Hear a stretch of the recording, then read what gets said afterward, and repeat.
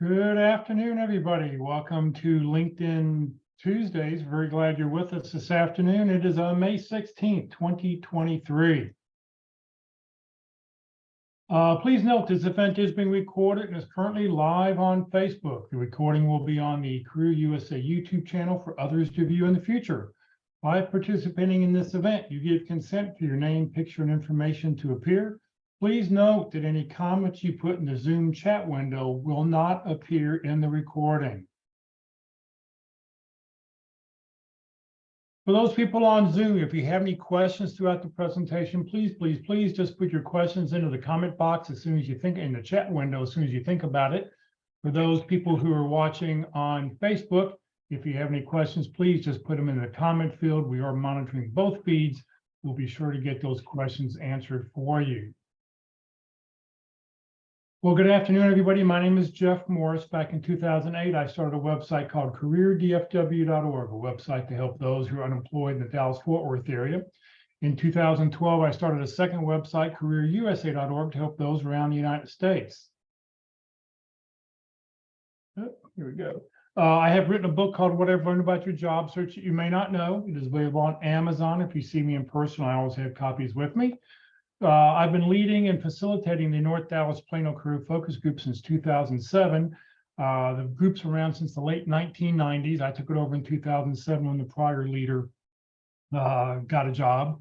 And I'll tell you about our upcoming program. We have a great speaker coming up this Friday. I'll tell you about at the end of this session. And since 2017, I've been a member of the practice interview team.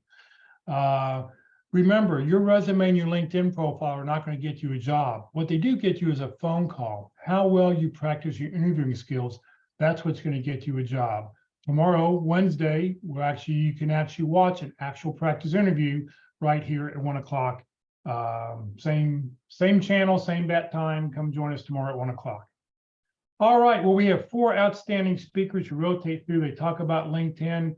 I really appreciate it. They've been doing this now for almost over 3 years. It's just great, the wealth of knowledge that they've got. And they're always updating their presentations. So they're coming up with the latest stuff, the news tricks that they hear about. So today our speaker is Ruth Lipsky. She's going to talk about how to drive recruiters to your LinkedIn profile. Ruth is a career coach. She works for Lee Heck Harrison. She works with job seekers just like you every day. So Ruth, thank you very much for being here, and I'll turn it over to you. Thank you so much, and thank you everybody for being here and for being interested in all the steps needed in order to get you a new job. It's always a difficult step-by-step process, and the more information you have, the better off you're going to be. And thank you, Jeff, for all the things that you do to set this up and to keep us coordinated. We look forward to doing these types of discussions because they're helpful to people. And you're right, things change a lot. If you have been involved and have been listening to the other LinkedIn speakers, everybody's got a little bit different view of what's important on LinkedIn and how it's being used. LinkedIn does not give us an awful lot of information to go on. So there are a lot of suggestions, a lot of we're seeing this versus that, and that does change over time. So if you're finding inconsistencies, perfectly normal. Make your decision as to what needs to be done based on your best set of information. So let's talk about LinkedIn in general. Why are we using it? It's because of 2 important reasons. One is if a recruiter has your resume in hand because you've applied for a role in a company, they sometimes want to see more information about you. They know that the resume that you've submitted is dealing toward the skills and the experience that they want to see to make the hiring decision, but they want to see a little bit more about you, perhaps a little bit about your management style, how you deal with work, other jobs that you've had, other skills you've picked up. But the other thing that LinkedIn is important for is because recruiters more and more are going directly to LinkedIn in order to find talent to bring in for an interview. Over a third of all job offers by companies these days are when a recruiter goes out onto LinkedIn and finds people that are worth interviewing. It takes a lot of steps away from their search process. They no longer have to review the job posting. They no longer have to post it for a couple of weeks. They no longer have to sort through all the resumes that come through. They can make a decision a lot faster. So if a recruiter in a company knows that a job needs to be filled quickly, they go right out onto LinkedIn, and what you have in your LinkedIn profile and how you've been using LinkedIn determines if they're going to be able to find you. So LinkedIn calculates a score for you every day, and it does not tell you what that score is. But the score is based on what you've got in your profile and everything else that you do on LinkedIn. So it'll be looking for title and skills, and did you fill in an about section, and do you have an education section set up? How many connections do you have? Do you have anything in the interest area that you're following? Are you conducting job searches? Are you networking on LinkedIn? Are you doing things on the homepage that indicates that you're engaged and interested in what other people are seeing? So every time you hit that enter button on LinkedIn, it will increase your score. Now, we don't know precisely how much, but we can tell you that if you write a recommendation for someone, that will give you more points for your profile score than just clicking on a endorsement in the skills section. One takes more time, more energy, more insight than the other, so it probably has a higher score. Now, if you stop working on LinkedIn because you're sitting back and you're saying, what a great LinkedIn profile I've got, no need to touch it, it's great as is, and you have no activity after that, then your score starts going down, and you don't want that. So keep active on LinkedIn, make sure that the information that you have on LinkedIn is complete and it tells the full story, but continue engaging on LinkedIn because that's going to keep your profile up at the top so that recruiters can find it. And how do recruiters find it? When they're on the LinkedIn recruiter software, they have the ability to put in a job title, in this case, a project manager. If they want a location, and more we're seeing people going back into the office, but in this case, they're looking for Chicago and the suburban areas. Skills, they're really just looking for business strategy and analytics at this point. What comes back through LinkedIn Recruiter is 42,798 possibilities. That's a lot of people to sort through. But notice that LinkedIn has people that come up in a specific order. And it's important to note that LinkedIn does not do anything randomly. The reason that these people come up at the top of the search of nearly 43,000 possibilities is that they have a more complete profile. They have more activity on LinkedIn. The score that they have for their profile is higher. They're also matching the criteria that are considered the spotlight features on LinkedIn. So the spotlight features are found at the top, and there are 5 of them. One is, are you open to new opportunities? That's the feature on the top portion of your profile page that allows you to indicate to recruiters and the general public that you're looking for a job. Recruiters like this because you're going to be faster to get in for an interview and to accept the job offer timeframe when the offer is made. So it used to be that you were better off having a job when you were doing a job search than if you were unemployed. That's just the opposite these days. Now it is easier to find a job if you're unemployed than if you are employed, because recruiters don't want to talk you out of a job and don't want to wait for you to train your replacement. They want someone who's available now. And with the number of companies that have been laying off people, there are some supremely talented people looking for jobs right now for no fault of their own, but they are available for recruiters who are able to find them on LinkedIn. So open to new opportunities, good thing to put in. Having company connections. Have you connected to anybody within that company? LinkedIn feels that if you have a connection within a company, then you probably know a little bit more about the company.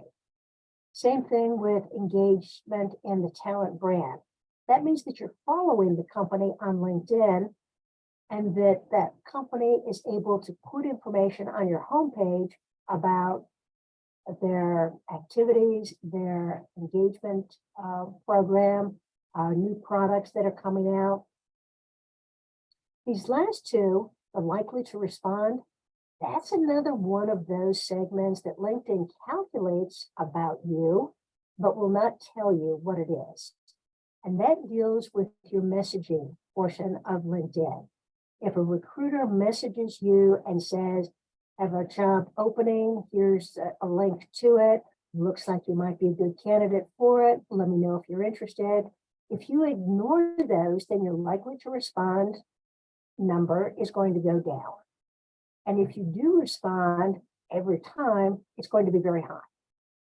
So responding to recruiters when they try and reach out, contact you for a possible interview is important. Even if it's just not interested in moving to Chicago, or I'm looking for a more senior position, or it looks like this position requires me to have this background, I'm not comfortable going into that, I'm staying in this field instead. So being able to at least send back some information to the recruiter is going to be an important part of keeping you engaged in the recruiter's activity. And past applicants, LinkedIn is rewarding people who have applied more than one time to a company because they feel, just like when you're connected to people, that you probably have a better understanding of what the company does, what their products are, what their culture is, what their future is. And that's going to make it a little bit easier for the recruiter to be able to talk to you. And if you accept a job at that company, it indicates that you're probably going to stay in that company for a longer period of time. Now, notice that when the people come back on this list, there's very little information that LinkedIn is giving these recruiters to make a decision. So here's the first person, Emily Dalton. It gives the current job, it gives the title, and it gives the past two jobs. That's about it. The recruiters are making decisions on very little information, which is why the headline area, which you're allowed to change and put in up to 220 characters, is an important way of talking to recruiters on the LinkedIn recruiter software. So the priorities, as we know right now, is LinkedIn is going to reward you if you've indicated that you have a mutual interest in the company. They're interested in you, you're interested in them, and that's going to be based on those 5 items that are considered the spotlight work. After that, then they're going to be interested in your title, your skills. Have you taken a skill quiz and have you passed it? So this interest area is going to be of huge importance, and it will be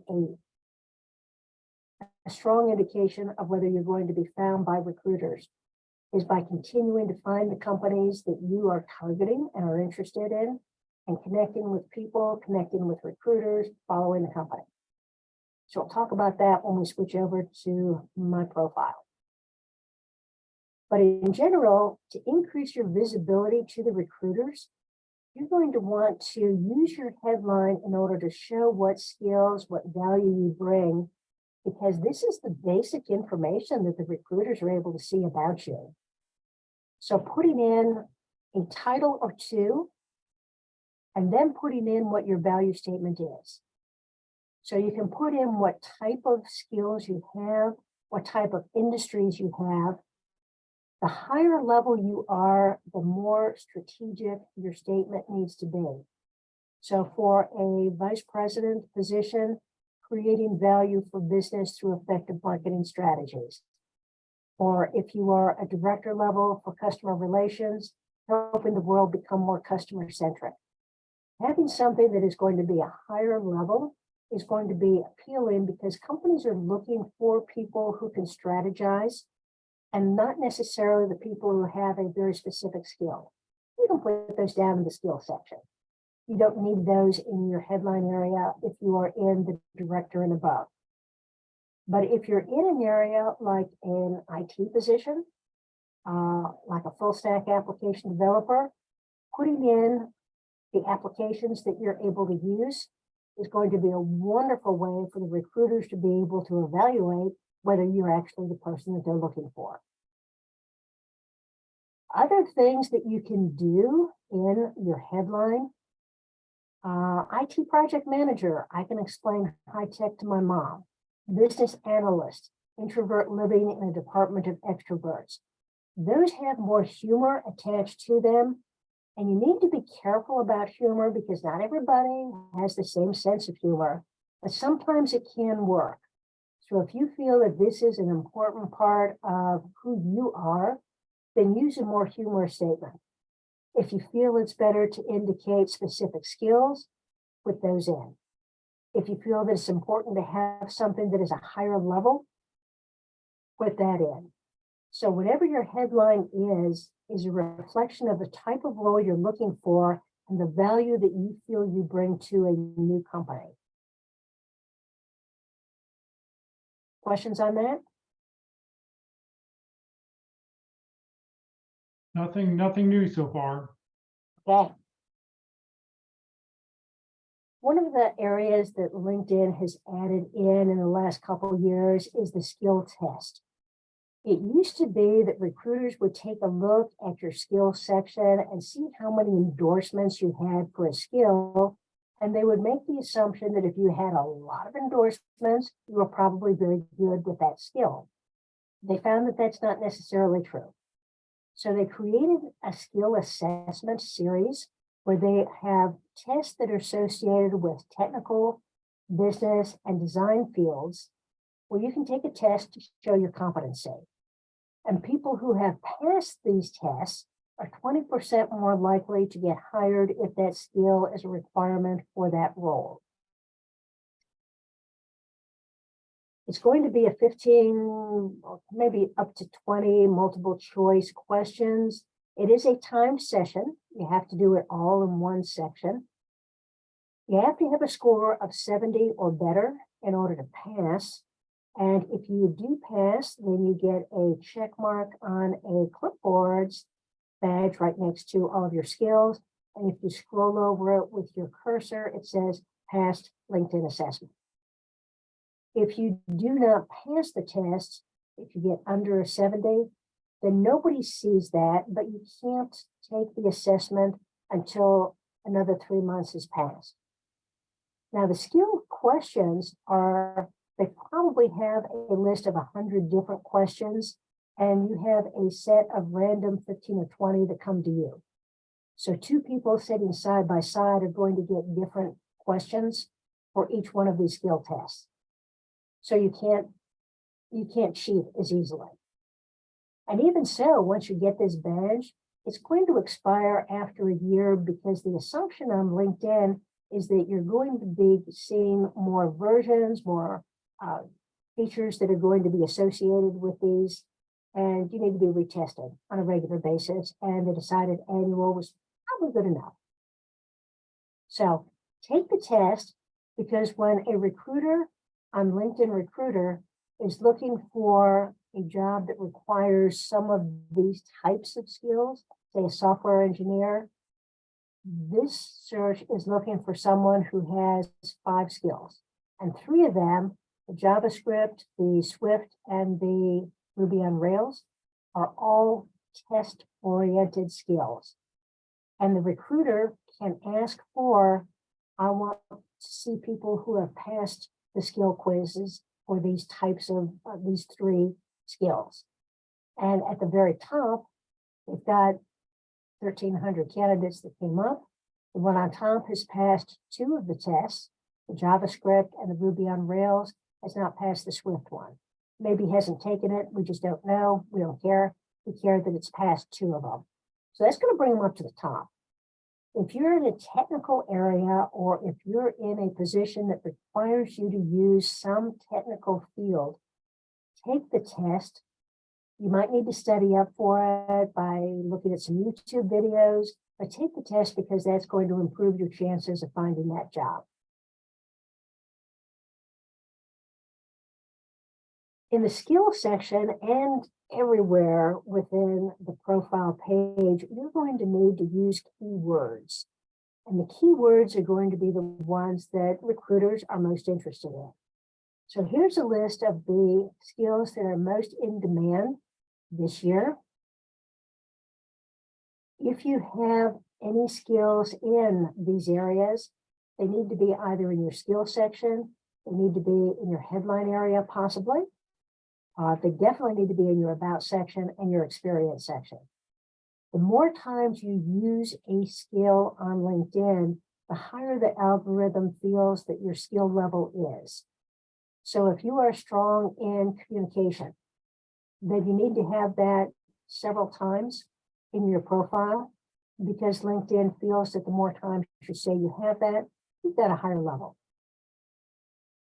If you're interested in remote jobs, recruiters quite often are going to be looking for the working from home self-management skills, which would be the active learning, the resilience, the stress tolerance, and self-motivation. They don't need to be specifically in your skill section, but they need to be somewhere in your about section to indicate to a recruiter that if it's a remote job, that you're capable of working in a remote manner. You can always check the skills that you have. You know what, it'll be easier for me to go on to my profile at this point so that we can see how that's going to look in person. So here's my LinkedIn profile. Notice in this section on the top here, used as many of those 220 characters as possible so that people have a better understanding of who I am, what I do, and how well I do it. In this section that says more, you're going to click on this and you're going to build a resume. LinkedIn is going to take all of the information that you've got in your profile and is going to create a resume. This is what they're using. If you click the Easy Apply button on the Jobs tab, it'll take your LinkedIn profile, create a resume, and submit it to a company instead of a resume. So when I go on to the Create a Resume, I'm going to say create it for my LinkedIn profile. And it allows me to say, I want to look at jobs that are for, or that my, let's say career coach. It'll allow me to pick a title to see how closely I match what they're seeming to say are the skills for a career coach in this case with what I have in my profile. So here's what my resume is going to look like using my LinkedIn profile. And on the right-hand side, it's got a keyword check. And the keyword check says that for a career coach, these are the words that are normally seen in a resume or a job posting. And here are some words that you don't have in your profile, but quite often appear as a need for a career coach to have these. So I would, if I'm looking for a job that is associated with a career coach, I would take a look at these suggested keywords and seriously see if there's some place I can put those into my profile, because recruiters are looking for those skills when they're trying to find a career coach. And that?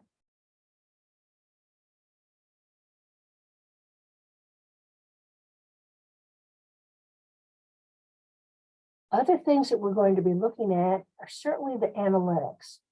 In the analytics, you're going to be taking a look at, are people looking at your profile?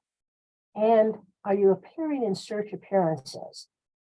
As you're working on your LinkedIn profile, every time you hit the enter button, your score for LinkedIn is going to go up. Now, you can't see your score, remember, but you can see the results of having a higher score. And that's because you're being found more often by recruiters or other people who are looking on these profiles. So as you're working on LinkedIn, keep an eye on your analytics in order for them to keep going up. Now, there's no maximum, there's no ideal where we're hoping everybody gets a certain number of appearances. Just make sure they continue going up.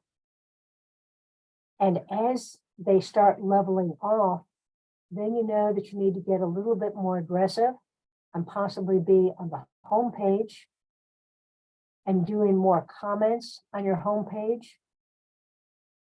Do not use this like feature that, from what we're understanding right now, doesn't give you any points, but because it's too much like Facebook and doesn't require an awful lot of work. Use the comment section where you're going to put in a comment, and when you comment on somebody's post, you're really saying, I want to be involved in this conversation. I want to say something about this topic also. Or you can thank the person for bringing it up. But to get the maximum number of points for this type of comment, you need to use 12 words. It used to be 8, now it's 12. So just being able to say, thanks for sharing. That's only 3 words. You're going to get some credit for responding to someone on this home tab, but you're not going to get as many as if you used a full 12 words. Thanks for sharing. I appreciate having this information. I've seen it in the past also. Now I have some good tips on how to deal with it. That's a much better way of responding to someone because you're saying why you're saying thank you. Being active on your career page, on your homepage is going to give a lot more points to you after you've settled on a reasonable profile. So the profile page, there's only so much you're going to be adding, but the home page, you'll be able to continue with your discussion. Now on the home page, one of the things we noticed when a recruiter is doing a search on LinkedIn, they're putting in a title. And your company may have given you a title that makes absolutely no sense to anybody outside your company. So sometimes you have to translate your title so you describe what you really did. So in your experience section, you normally have whatever title your company gave you. In this case, LHH calls me a career consultant, but most of the industry is calling this a career coach. Very similar job titles. They're quite often used interchangeably. But if I want to be found on LinkedIn, I know that an exact title gives me a higher ranking in those searches. So I'm putting both titles in here. And I'm using a pipe, that straight up and down thing that's above the enter key, in order to indicate that these are interchangeable titles. The other thing that you can do in order to increase your search awareness is that when you have a job title, sometimes in parentheses, you need to say what was really happening in that job. So here I had a title of Senior Manager of Training and Development, but my team's whole purpose was to move from classroom training to online training using Articulate and some methodologies that the company had set up. So what I was really doing was an awful lot of instructional design and e-learning development. The idea of here's the title that I was given, and then in parentheses, putting in the titles that really do indicate what you did in that role, particularly if you have a broad title like project manager. Project manager can be anything from a $25,000 a year job to a $500,000 a year job. You need to be able to indicate a little bit more about what you did or how you did it. So expanding the title line in your experience section is going to give the recruiter more information and more understanding of who you are, what you did, and what you can possibly do for the future. So expand that out. You'll also want to be using additional profile sections. So in this section at the top that says add a profile section, LinkedIn has 3 different areas. It's the core information, the recommended, and the additional. Core is just saying, do we want to put in some education, position in the experience? Do you want to put in a career break in order to show that you have a gap? And do you have some skills? You need a minimum of 5 skills in order to be considered acceptable in this area. So you've probably got that set up. In the recommended area, it adds additional things that are going to enhance the information that you have. It's not required that you put in some featured information, maybe some presentations that you've done in the past.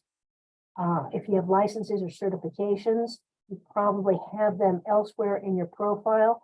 Putting them in a special section makes them more visible and you can be found. Courses and recommendations. The courses are going to be important because if you have taken any classes during your time at work that were sponsored by your work, your company, you may want to add those in here because it indicates that you are a lifetime learner, that you are finding the time on your schedule to be able to take these classes, which indicates good organizational skills. And some of these courses have great names. So if you had a course that you took and maybe you were required, or maybe it was just we have this available if you wanted, but if you were taking a class on having difficult conversations or how to improve morale, those are all good things to be able to say that you get some additional information other than just the experience. You're taking classes. Other classes that should be in here are the ones that you had to take on an annual basis that came from the compliance team. And those are, okay, anti-corruption and bribery, code of conduct, compliance and ethics awareness. I have to take classes from work every year in order to continue my employment. You probably had to take some too, and they probably differed based on the type of role you had in the company. Adding in these courses and the names of them indicates to people that you understand why they were important and that you're willing to take them in the future. And they've got some names that have some good areas for a recruiter to be able to see that you've got an understanding for it. So adding courses that you've taken either within the company, outside the company, and that you were required to take. Other things in this profile section and this additional area, volunteer experience is becoming more and more important when a recruiter is looking at your profile. If you have any kind of volunteer experience, it'd be a good thing to put that in because companies are looking for people who could fit into their culture. And normally people who are doing volunteer work are easier to fit into their culture and are probably going to be representing the company in the social environment better and better. So volunteer experience, put it in. Publications, patents, but look at this, you can add projects. And projects is a good thing to add in because in your resume, you have a couple bullet points for each one of the jobs that you've had, and you're real tight on the words that you're using. You have a sentence, maybe two sentences at most for each one of these bullet points, but you're trying to cram pack a lot of information about what magnificent thing you did into a very small space because you're limited on your resume for the number of pages that you want to submit. Here, LinkedIn is saying, add the project. Just give it a name, let us know who you were working for at the time. But look at this description field. You've got 2,000 characters that you can use to talk about the background, what the tasks were, what your action steps were, what the results were. This is where you're able to put in what would be equivalent to an interview answer. Your interview answers are normally a minute and a half long, talking about the full aspect of a project. You can put that in here, and this is all searchable for a recruiter, as well as that can be read to give more precise information and context of what you've had in your resume. So project work, even if it wasn't called a project, any activity you did that you want people to see and understand better, LinkedIn gives you the room to do it. Because 2,000 characters, this is the second largest area of LinkedIn. Only your about section is going to be bigger. And the about section is 2,600 characters. That really is big. So take a look at this add profile section, because your score is on LinkedIn is based on what content you have on your LinkedIn profile. And the more of these areas that you're using, the more complete a story you're telling about who you are and what you've done. Okay, so far on this? Questions, Jeff, on anything?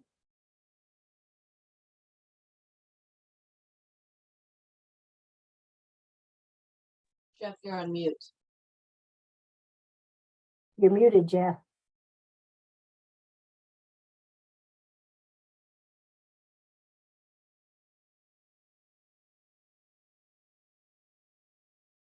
Jeff, you're on mute. We didn't hear you. Gee, I read it so well. Okay, I guess I'll have to read it again. You all couldn't see, you couldn't figure out what I was saying? Okay. All right, Shannon says, my top 2 roles on my profile are self-employed O&O and career break for caregiving and bereavement. Would you recommend deleting the career break so my top 2 roles show my last role?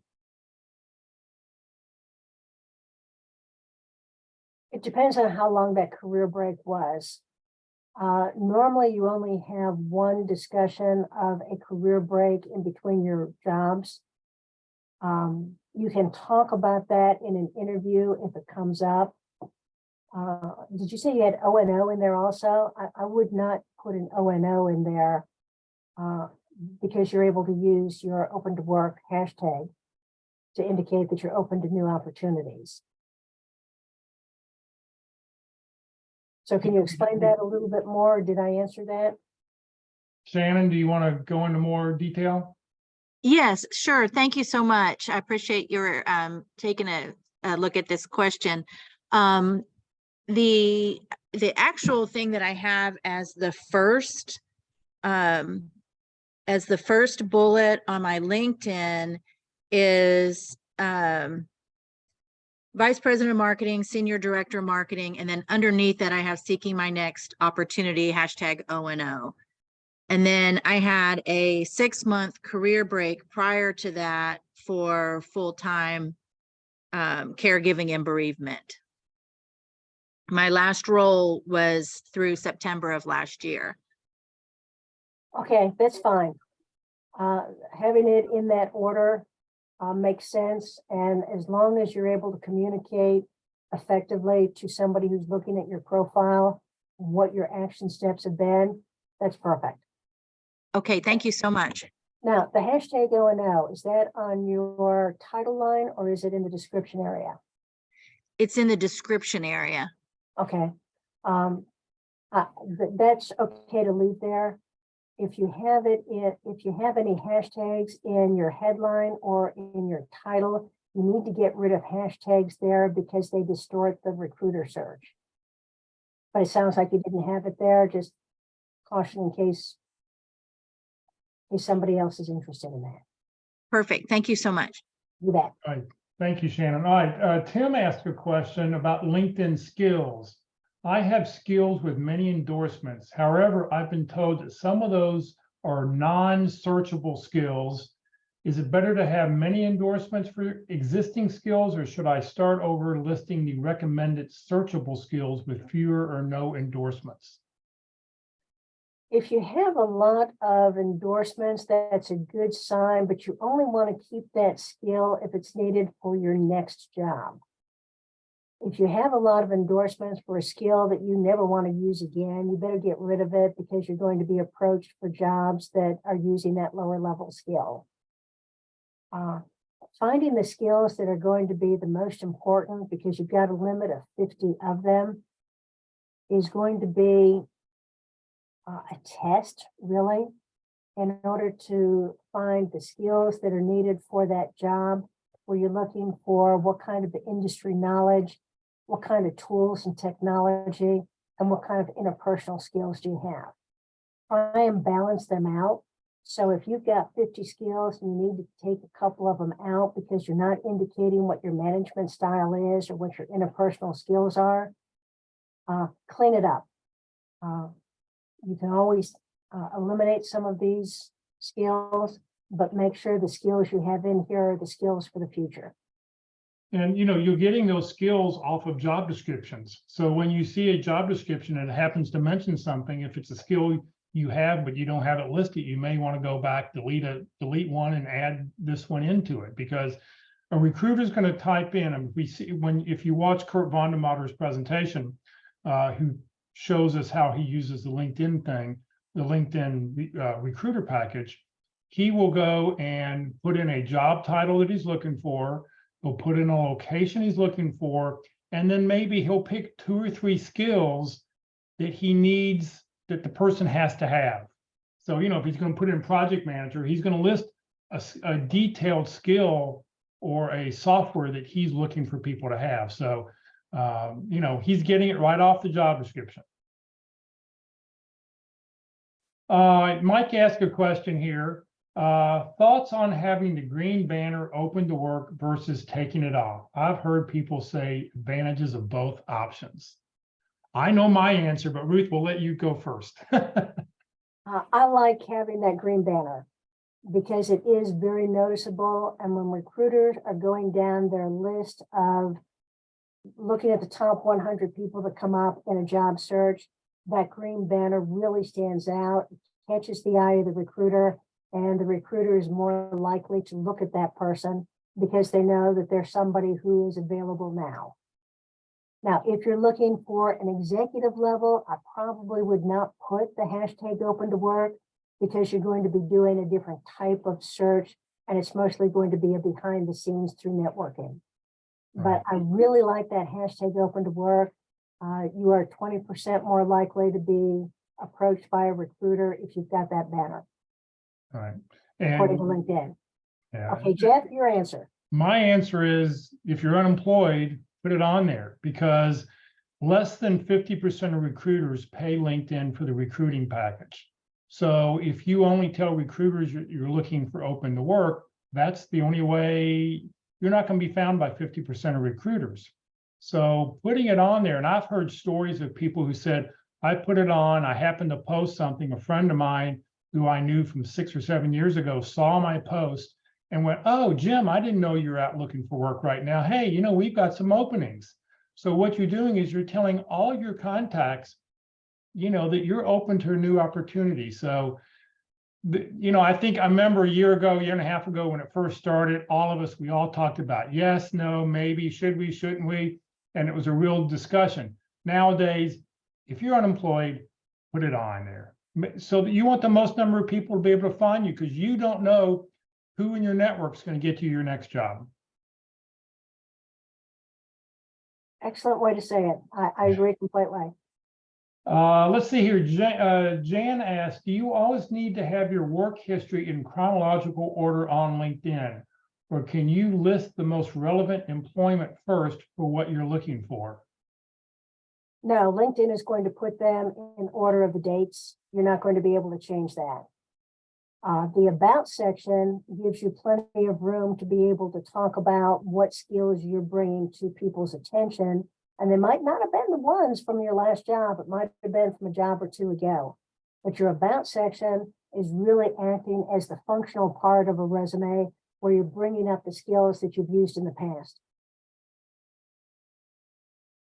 All right. And Chris asked, what about showing the banner to the public?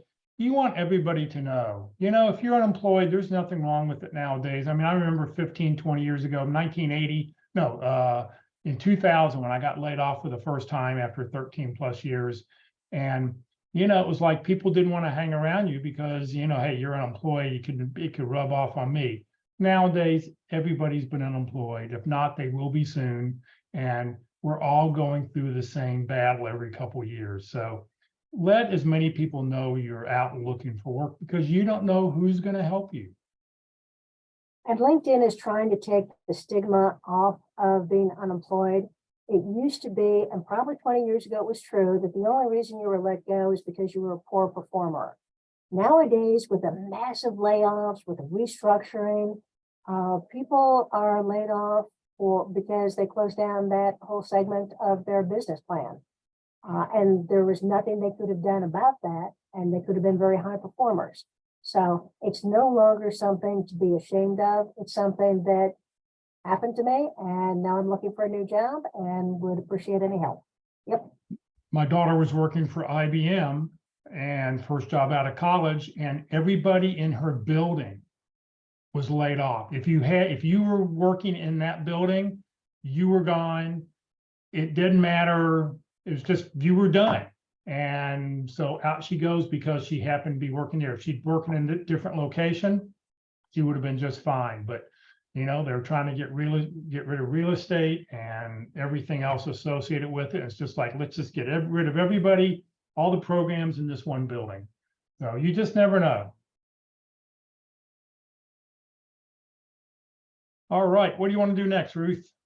I want to talk about how to contact the company and let them know that you're interested. So somebody give me the name of a company that they would like to join. You can either unmute your mic, hold down the space bar, or type it in the chat window.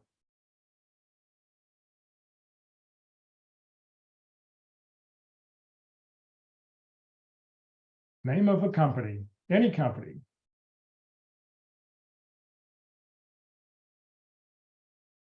Saddle Creek. No, Saddle. Sorry about that. Saddle, SADD. LE Creek. Here we go. All right, LinkedIn is going to give you the opportunity to follow the company or to view the page. Go to view page because you really want to be taking a look at the full company. You can still use the follow button, and that's going to put it into the interest area. And now the company is going to be able to send you information about what they do, how they do it. You've got information through here, but one of the new features in the About section here is, are you interested in working with us in the future? Click I'm interested, and this note goes to all recruiters so that as they are filling positions, they're going to know that you, out of the millions of people who have LinkedIn profiles, are interested in positions in their company. So this just came out in the last 2 months. Not every company has this. I'm glad that this one does. I had one in my back pocket in case that wasn't available, but use this because it gives you a better opportunity. The other thing you can do is in the jobs area, when you click on jobs, you can also create a job alert. And this is similar to the I'm interested, but it gives you the opportunity to say, I'm interested in a specific job at a specific, let's see, this is Florida.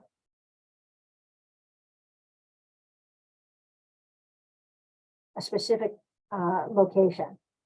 And then anytime the recruiter posts a job for this type of role in this location, LinkedIn is going to push back a list of people who have indicated that they have a job alert.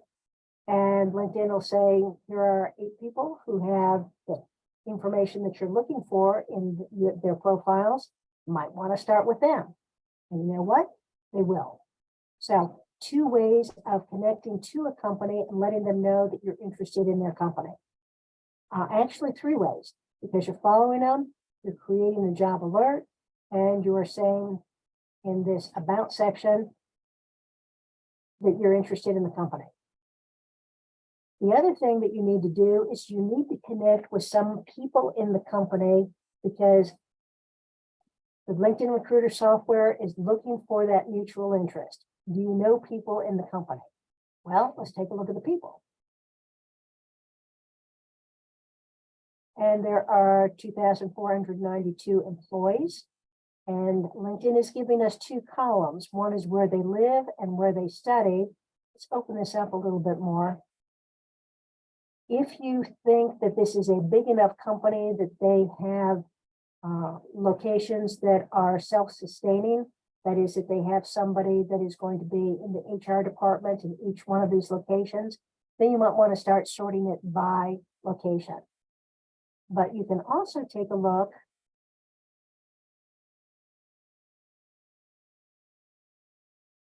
Yeah, they've added little arrows at the very, very top up there. They do. Little, yeah, they changed things again on us. They did. So you can find out, they don't line up quite right, do they? What they do, this tells you what department they work in. So if you're interested in joining their quality assurance team, there are only 41 people in the team right now. And here they are. So you can take a look through these people. 41 is not that many. And you can find the people who have a little bit more of a title that would be interesting to you. So we've got some supervisors here. More supervisors.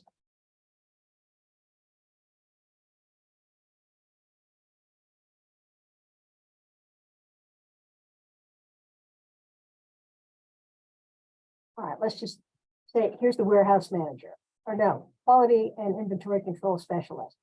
Never use the white connect button, because a white connect button sends the automatic response of, I'd like to join your LinkedIn network. And that is not an effective way to connect with people. Go ahead and click on either their name or their profile picture and go onto their profile page, and you'll be able to see in this more area, you can connect, and this will allow you to put in up to 300 characters of a story to tell why you want to connect. I am a quality assurance specialist interested in career opportunities at Saddle Creek. How do you like it there? Let's connect. So being able to say why you want to connect with someone is going to make it much more comfortable for them to connect with you. There's nothing worse than just getting one of those connect requests and you have no idea why they chose you out of the people that are out there. So you can also say a little bit more about how long have they been there? Is this somebody who might know the recruiter? The other thing that you can do is, instead of looking for somebody with a similar title, you can look for the recruiter. So if you're trying to apply for a role and there are only 37 people who have the recruiter title in their profile, and this could be that they have it now or they have ever had it before, we can take a look through this and we can take out the people who might be the recruiters for colleges or recruiters for an area that is not necessarily yours. But here's somebody who's indicating that they've got the hashtag hiring. Let's take a look at that person. Looks like they're going to be more comfortable on LinkedIn because they're utilizing a LinkedIn feature.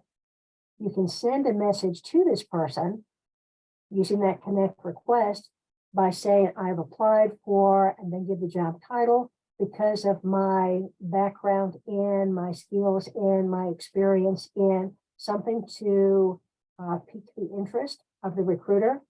Would love to talk in more detail about this position. Let's connect. Connecting with recruiters is really efficient because most recruiters are active on LinkedIn. It's become the place to go in order to look for places for people. So you've got a better chance of connecting with them. If you wanted to find out who the hiring manager is, though, let's skip the recruiter and let's say I want to know who the vice president of IT is.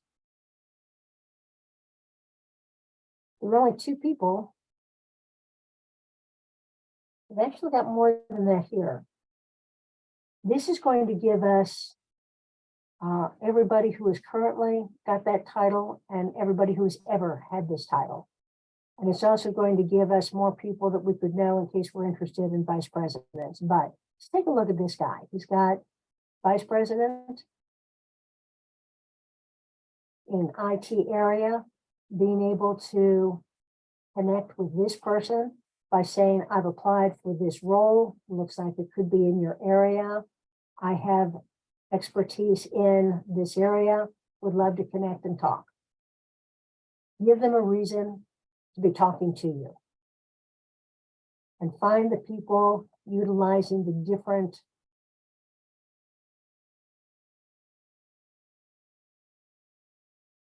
There's another way to take a look and see if you can find people. Whoops. Yeah, it goes back to first. Sorry. You can also find if you're connected to somebody already in the company. You can't keep track of everybody in your network unless you've got a very small network. But you have people in your network who have moved from one job to another. And if you're looking for, do I know anybody in this job?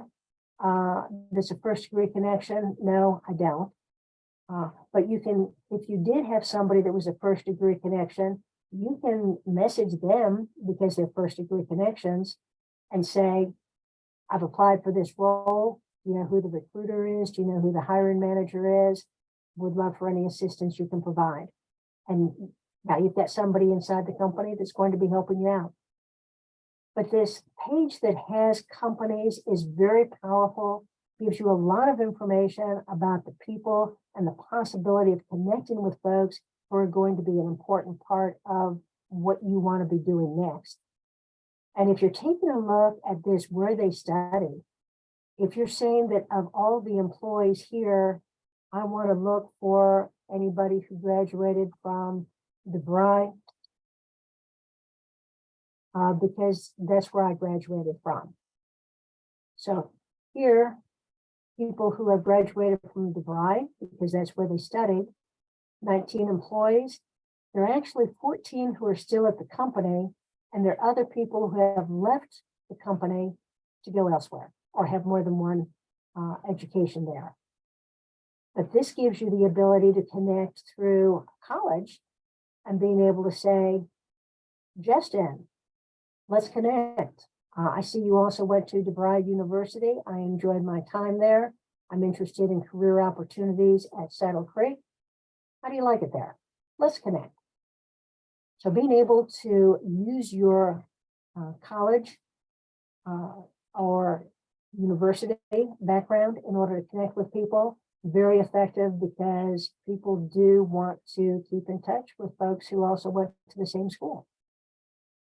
Well, Ruth, thank you very much. One question Tim has before, because we're at the top of the hour here. When you click I'm interested, does it go to the recruiters only once, or is that interest associated with your profile name ongoing? It's ongoing. You don't need to re-click it. You may need to unclick it once you get a job so that you're not getting people talking to you for areas that you're not interested in anymore. But it does stay on, and it is a permanent part of your record. Right. All righty. Well, Ruth, thank you very much. If you'd like to connect with Ruth, here is her LinkedIn profile. Send her a personal note. Don't just send that generic invitation. Always send that personal note. Ruth, thank you very much for your time. Thank you, thank you, thank you. Next week, let's see here, get the right set of slides. Next week, our speaker is going to be Terry Sullivan. He's going to talk about how to tell your key contacts and prospects who you are, what you do, and how you can help. Please note that next week's session will not be recorded. Terry does not allow his presentations to be recorded. So if you want to watch it, you will need to watch it live next Tuesday. All right, if everybody who's online will please raise your right hand and repeat after me. I, Jeff Morris, promise to always send a personal note whenever I send a LinkedIn request to connect with anyone. This includes when I use my cell phone or my computer. Thank you very much. As Ruth mentioned, you do not want to click on the white connect button. If you see the white connect button on a PC or Mac, you want to click on their person's face. Once you click on the person's face, you should see a blue connect button, or if you open up the more feature, you'll see that. And when you see a blue connect button, you're able to send a personal note. Now, nuance. If you're using a cell phone or a mobile device or an iPad or a tablet, the blue connect button may send the automatic connection request. So what you always want to do is click on the little three dots or the little hamburger that's off the very right of the couple selections there. Open that subscreen up, and that's where you'll send the personalized invitation. Career DFW, Career USA, we're putting on training 4 days a week. Please join us. Tomorrow, you can watch an actual practice interview tomorrow at 1 p.m. Central Time. It will only be on Zoom. It will not be recorded. So if you'd like to watch this tomorrow, please join us on Zoom only tomorrow at 1 p.m. This Thursday, being the third Thursday of the month, we're going to talk about effective resumes. what recruiters look for in resumes, and that'll be with Locke Alderson. And then this Friday at the North Dallas Plano Career Focus Group meeting, Rick Martinez from R2 Technologies will be with us to talk about 21 tips for an effective job search in today's ever-changing market. The North Dallas group is meeting in person, so if you live in the Dallas-Fort Worth area, please come out and join us in person. If you don't live in the DFW area, please join us on Zoom or Facebook Live. If you'd like to join the Career DFW or Career USA LinkedIn groups, please join us, one or both. You do not need to live in the DFW area to join the Career DFW group. We just crossed over 14,800 members. And I will tell you that probably 1 out of 15 members in that group are recruiters or somebody in HR, because they're trying to find you. For those who don't pay for the recruiting package, this is an easy way for them to join a big group and try to find candidates who are possible. So, you know, you want your profile to be mostly complete, ready to go. This session has been recorded. It will be on the Career DFW Facebook page and the Career USA YouTube channel. On the Career USA YouTube channel, be sure to click on playlist. I have over 500 videos currently up on the YouTube channel. And then down below where you see that red arrow, click on view full playlist. Up will come a list of all the different dates and topics and titles, and you can go back and watch any one that you're interested in. If you're not receiving emails about our workshops and you'd like to join the Career USA mailing list, just scan that QR code or send an email to Career USA, the + subscribe at groups.io. By scanning that QR code, what will happen is it'll start a email for you, and all you have to do is hit send. You don't have to add anything. You don't have to do anything. Just click on that QR code, hit the send button, and you'll be included in our mailing list. Please remember, Career DFW, we're a 501c3 nonprofit organization. We have no full or part-time employees.